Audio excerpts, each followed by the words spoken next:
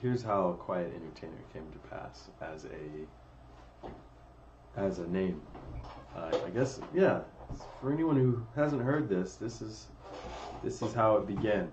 I was a um, I was a theater kid in high school, and I did a lot of theater. And I was pretty good. I was pretty good at acting and doing all that. And I was, you know, when you're pretty good at a young age, you feel yourself a lot, and I did that.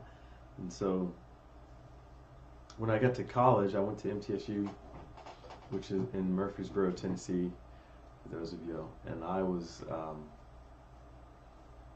putting theater aside, and I was putting performance kind of to the side. I still loved it, but I was convinced, I was seduced into thinking that I needed to work on my backup plan instead of just really going for what I wanted.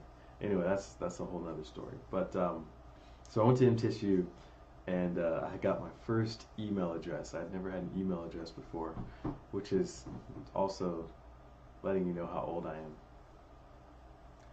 Uh, but yeah, I was doing that, and I wanted to, the email address that MTSU gave me was like, COS07, something like that. It was some really generic email address, and so I was like, oh, I want my own email address, and I wanted a phrase. I didn't want to just be like Greg 1234 or something like that. I didn't want any numbers in this email, and I think there was a lot of bands. That was the time. That was around the time when a lot of bands had numbers in their names. It was like the 311 and the Eve 6 and the Pax 217 and just a bunch of just insert name, insert band name here with numbers in it.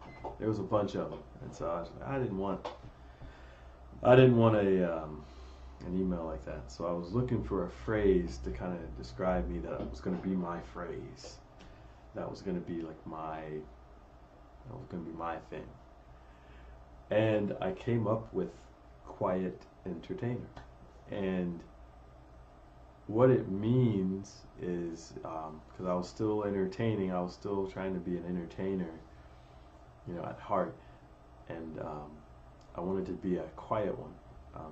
I think at that time I had just, I grew up in the church, but I wasn't serious about my faith until college, or until after I left school, left my parents and so on. I was like, well, now I can kind of do it my own way.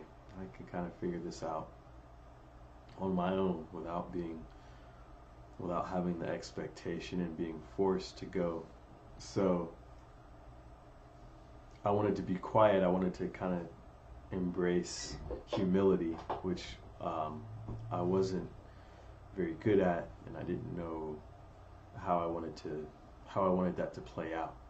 But yeah, I wanted it to be a thing. I wanted to kind of change the way I entertain.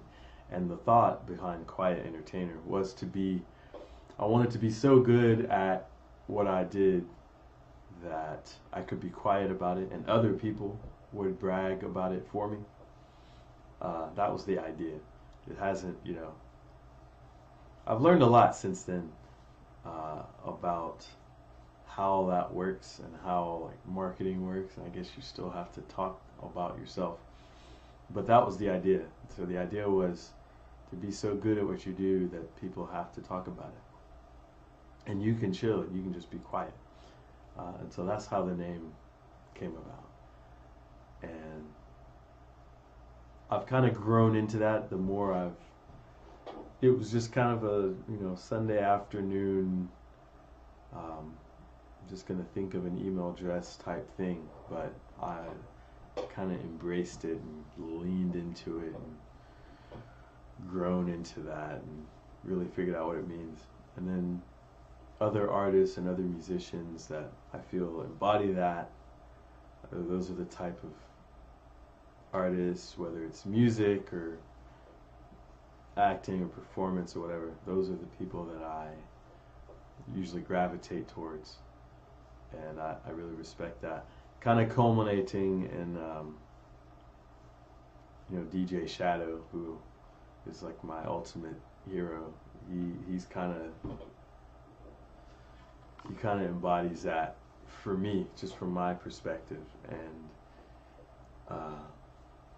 I kind of, that's been a template, and I've kind of modeled that, but not really, that's kind of just who I was anyway, and I kind of grew into it even further. So it's funny how that works in your name.